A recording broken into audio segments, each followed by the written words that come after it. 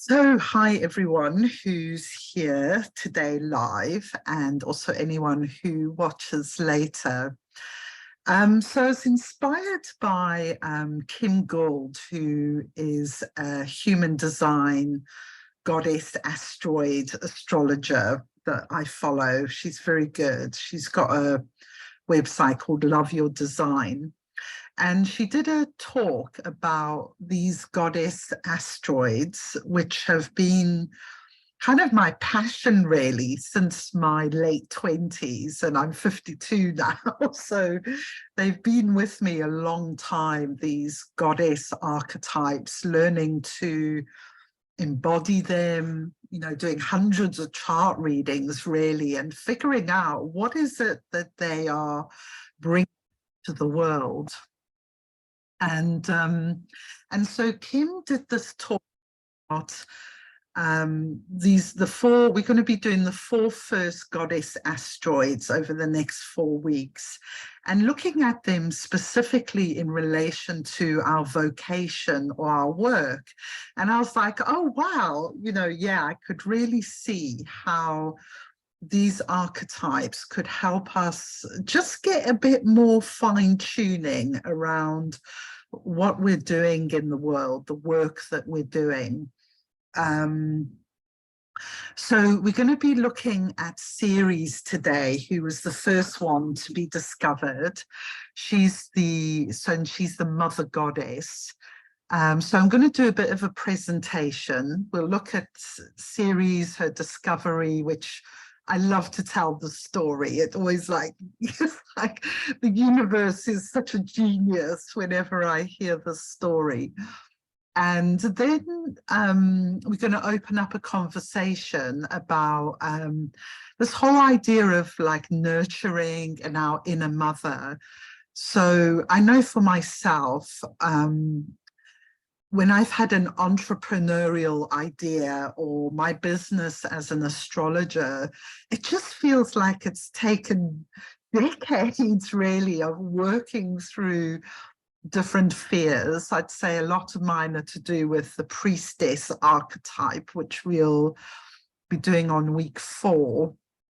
And the fear of kind of being that archetype in the world, but just reflecting on my ability to nurture something to adulthood, if you like, to fruition, and how often I get thrown off track for one reason or another, a feeling of rejection or someone says something negative.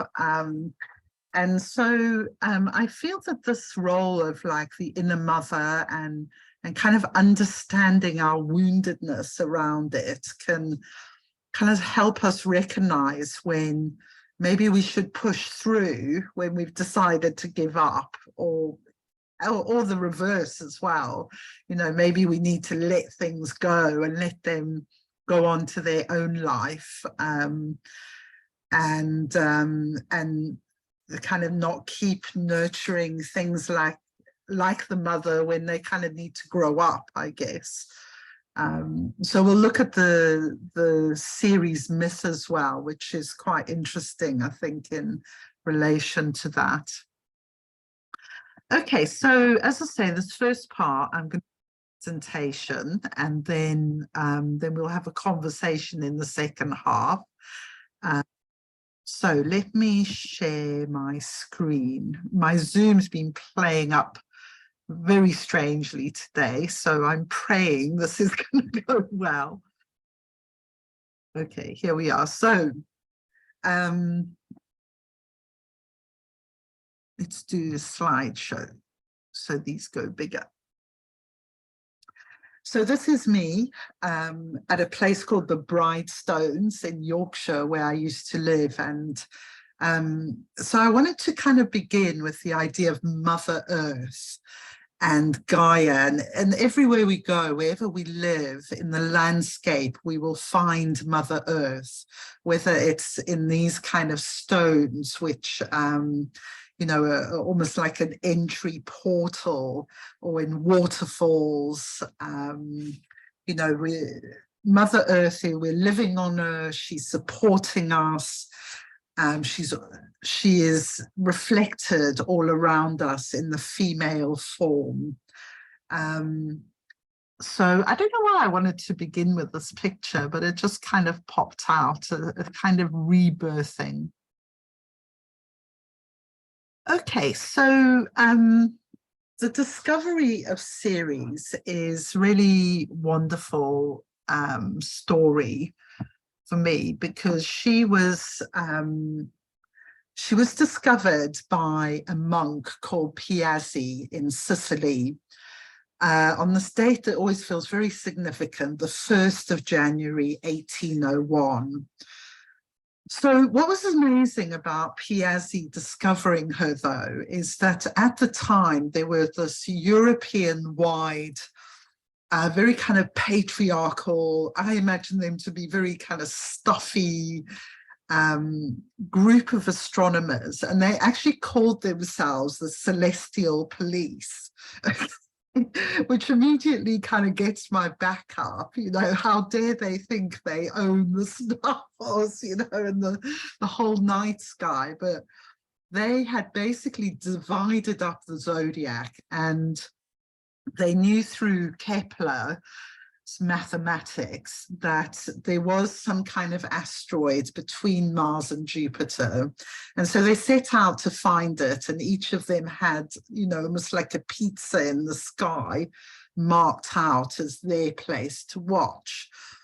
But it almost feels like this energy of Ceres, this kind of breaking free of the power of that patriarchal institution, begins with her discovery when this guy Piazzi, who's nobody in Sicily, in fact he's a monk, he's, you know, he's kind of a bit into astronomy almost by mistake. So I can imagine the Celestial Police were absolutely fuming when this guy like discovers this first asteroid, which they've all been like searching for. So the first thing that interests me about Piazzi and my long journey with Ceres and embodying her is that there's this element of science and religion. So Piazzi is a monk, but he's also an astronomer. And he's a monk in the new religion, Christianity, but he names Ceres for the old religion, which is the old pagan religion. So it feels like he's a very versatile kind of person, Piazzi. He's not fixed in one thing, and that feels very relevant to, you know, the times that have unfolded. So yeah, it feels like Ceres' discovery sets out for us the pattern of liberation. You know, the unexpected can happen. These unexpected breakthroughs, if you like.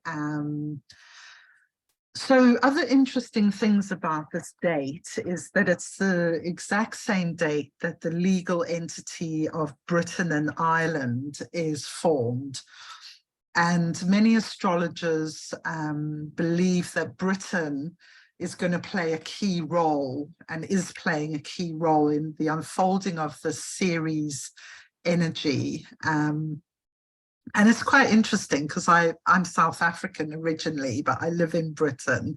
And it's like this tiny island, you know, that seems to exert the sort of massive influence, whether for good or bad, in the world. And it's said to be the same size actually as Ceres in the heavens. So that's an interesting thing, just a, you know, a little bit of interest. And I do feel a truth in that. And I feel that I'm one of perhaps many astrologers, priestesses who are bringing this energy into the world. So I was interested to discover, there's a thing called relocating your chart. If you move countries, it's quite a good idea to look at the relocation. So from South Africa to Britain, Ceres then falls exactly on my midheaven, which is the career part of your chart. And I have a 7 degrees Taurus, and that's gene key 24 line 1, which is all around breaking addictions and opening like the genius of new pathways. So I get really excited. I'm always like, yes, Ceres is the one who's like behind my life as an astrologer. So I first encountered her in my 30s when I was in a priestess lodge. Well, there were priests in it as well. Some of you may have heard of Dion Fortune and the Golden Light. So it was that kind of tradition. And we used to reenact the Ceres Demeter journey, this kind of journey into the underworld, essentially. So a bit like what we're doing with the Nana, but this was the Demeter journey. So that's when I first met her. And then I was an adoptive mother in my 40s, and that was really, whoa, it was like an initiation by fire, really. But I learned at the hard edge, like what happens when a human being doesn't have attachment to their mother. And so I realized a lot of, even though it seemingly come from a normal family, I actually had quite profound attachment issues myself. And also I realized like we have an attachment issue with the earth, because when we have good attachment, we trust in our mother. And a huge part of our kind of cultural corruption, if you like, is we don't actually trust the earth to look after us. Even though she has for thousands of years kept producing food and plants and animals and everything we need, something in our psyche is separated us from that. And we don't believe that she is supporting us or would support us. And so we tend to kind of grasp at things and hoard, and it kind of drives greed, I guess. I feel that kind of thing. Alice, can I ask you a quick question on that, or would you like for me to wait? Well, I'm on record, so if you don't mind your question being recorded. No, I don't mind. Okay. So 2 things. Do you think that sense of separation from the earth, our Mother Earth, energetically or mythically or however, connects to what I noticed certainly, excuse me, like an ancestral, it's not just my family. I mean, I see it across the board in society where women grow up and they vilify their mother or separate from their mother, no matter, I mean, it could have been like a really nice mother, so to speak, and they'll still find something to criticize and separate from the mother. So I wonder how, that connects. And then just a quick question. I noticed, like I have in my human design purpose of Chiron 16.2. So are you saying that when you find these things in your human design, they can be significant as it relates to Ceres if they have a 23.5 or a 16.2 in a prominent place? Because I certainly do relate to this pattern of liberation from patriarchal dishonoring of the feminine, definitely. So I'm just wondering, thanks. Yeah, no, definitely. I mean, it's an interesting question because I have separated from my mother, who's very traditional, really bought into the patriarchy in a way and all the traditional values around. And I've kind of gone, no, I'm not doing that, and done something else. So yeah, I think wherever Ceres is in our chart can show us quite a lot about our relationship to our mother, as well as the moon. It's a big marker of our relationship. So it could be positive if you have, you know, certain aspects.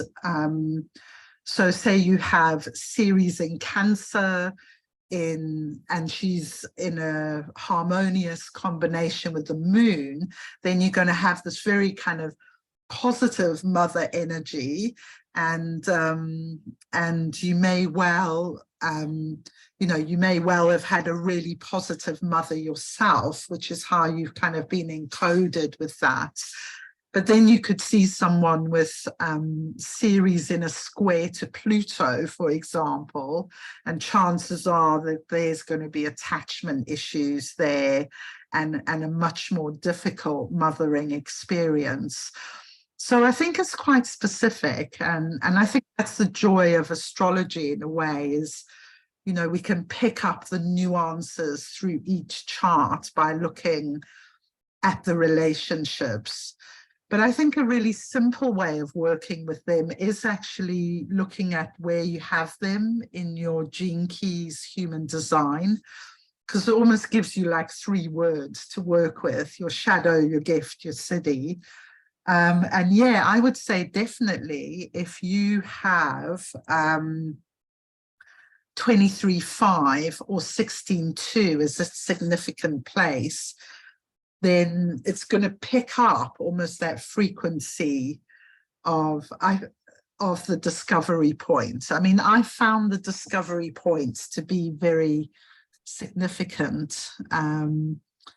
So just this one, like 16.2, indifference to versatility to mastery. Like, one of the huge things I've been thinking about this gene key is that it helps us persevere, you know, because it's about mastery. So we've got to keep going until we master things. And isn't that like the best mother helps you master something? She doesn't go, oh, you've done it wrong, you know, forget about that now. It's like, no, let's just keep taking the small steps to get there. And it's been a massively, you know, I don't actually have this gene key myself, but it's in the codon ring of money, actually. So we should all pay attention to it, or the codon ring of prosperity, because we need this energy of keep going, keep mastering, you know, maybe through lifetimes. But I know for myself, it's taken like decades to kind of reach where I am now. And yeah, and it really helps me to think, no, this isn't a failure. This is an opportunity. This is just a point in that process of mastery that I'm on. Yeah, that's helpful. Yeah. And for me, I've got that line 2 is interesting because, you know, it's not just about mastering astrology, it's about mastering your relationship to other people, you know. So sometimes the mastery is not maybe what you think it is. And yeah, and Ceres is so much about successful relationships. Like my adoptive son, he never had a single friend, but he was very handsome, good at sport, but he would make friends quite easily, but he couldn't sustain them because of these very severe kind of attachment problems. He would reject people or keep pushing them. Yeah, so very provocative kind of person, really. And you find that with people with attachment issues, that they can be quite provocative, testing where the boundaries are. Okay, so let's talk about the myth of, so Demeter is the name in the Greek, and Ceres is the name in the Roman. And so as I go through, I tend to like to call her Ceres, but sometimes I'm a bit, how I've written it might not exactly match the myth. So like whether it's the Roman or the Greek. So Persephone is the Greek, Proserpina is the Roman, and she's abducted into the underworld by Hades and Pluto. So Ceres leaves her status on Mount Olympus. You know, she's the goddess on Mount Olympus, and she gives that up to go and look for her daughter. And she discovers that Zeus, who is Persephone's father, has promised her to Hades without any consultation with mother and daughter. It's like, here we go, you can have my daughter as your wife. So there's this kind of anger and outrage, you know, that Persephone hasn't been asked, her mother doesn't know anything about it. Okay, so what happens to Persephone, I mean, to Ceres, and we often see this in women who make a bid for freedom, that she ends up in rags and wandering around the countryside, raging, destroying things, bringing famine on the earth. One thing I forgot to put in there, actually, though, that always interests me is that she became a nurse for a while and made a baby immortal. It interests me as well because we find that exact same thing in the Isis story, which is very similar. You know, Isis goes off to recover the parts of Osiris and is also in rags as well. So we get this almost like fall into a desperate state of the mother goddess energy. Now, she has a huge impact really on our consciousness, because basically she manages to get Persephone back by saying to the gods on Mount Olympus, if I destroy the world and there's no humans, you gods won't exist. You know, really, you only exist because humans kind of revere and venerate you. So she almost like creates quite an interesting pattern that we don't just give all our power away to the gods anymore. We kind of have some kind of understanding through Ceres that the idea of gods, goddesses, and humans are intricately related. So she meets two other goddesses who I absolutely love as well, who help her on her journey. Firstly, we have Hecate, sometimes spelled with a K, who's the goddess of the underworld. She usually has these white dogs, and she's at a pathway of 3 places. So in this story, she meets Ceres, and she's able to tell Ceres that Persephone is in the underworld. That's what's happened to her. And then, so I always see Hecate is goddess wisdom. Okay, and then we have Balbo. So Balbo's less known about. And she's this hilarious like vagina that tells lewd jokes. And Ceres meets her, and Balbo manages to almost like break through her depression by making her laugh with her lewd jokes. So yeah, she reminds me of this book Haggitude I've been reading about, which is a kind of a bit of an uncivilized, you know, breaking all the rules as you become an older woman. So Balbo seems to represent also this like sexual energy of the hag, which is a bit of a taboo in our society. So she's a good one. So Hermes Mercury comes into it because he's sent to retrieve Persephone from the underworld. But at the last minute, Persephone eats from the pomegranate seed, and so she cannot entirely leave the underworld. And I think this is a metaphor for once we've been somehow ourselves on this depression underworld journey, it will always affect us. You know, we can't just we never go back to who we were before. In fact, when we recover, we become more powerful and integrated than who we were before. So Persephone becomes queen of the underworld and the upper world. And she therefore has many similarities with Inanna, who, if you've been following the Venus, you know, is a very similar archetype, but from Sumeria, an older archetype. Yeah, so there is this whole thing as well. Well, we'll talk about that actually in a sec. So Persephone has some similarities, so I'd mention this, to Magdalena asteroid, in that they have a very steep elliptic. So it's like part of the time they're up and then they go down. So it's this sort of pattern. So for much of the time they're invisible from Earth. And so that is the reason why whichever astronomer discovered her called her Persephone, because she disappears literally into the underworld and then comes out through this elliptic.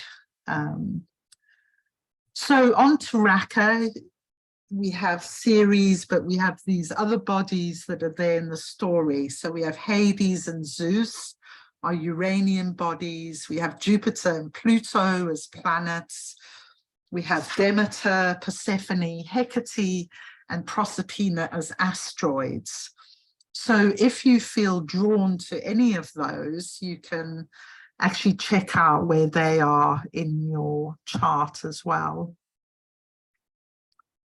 Okay, so this is the human design chart for the discovery of Ceres, which I think is really interesting. I just want to point out a couple of things. So first of all, we've got the sun in the 38, the earth in the 39, in the line 4.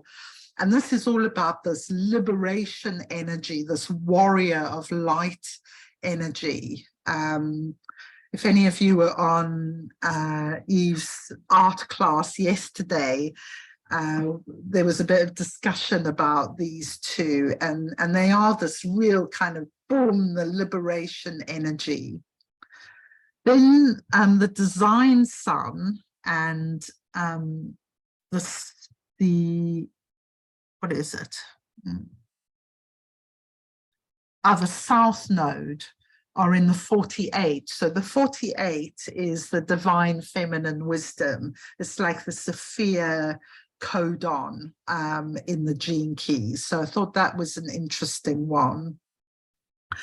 We also have the 57 in the design north node.